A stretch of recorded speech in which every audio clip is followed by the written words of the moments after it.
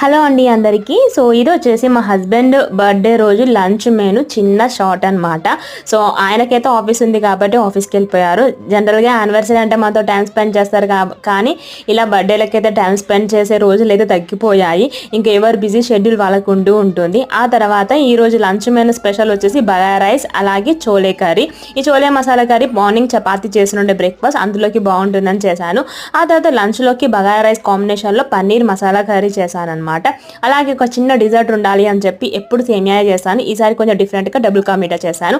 ఆ తర్వాత కర్డ్. ఈ రెసిపీస్ అన్నీ కూడా నేను ఆల్రెడీ మన ఛానల్లో లాంగ్ వీడియోలో పోస్ట్ చేశాను కాబట్టి ఏ వీడియో లాంగ్ లెంత్ వీడియో పెట్టలేదు. ఆ తర్వాత ఇక మిగిలింది ఫుడ్ అంతా నాకనమాట.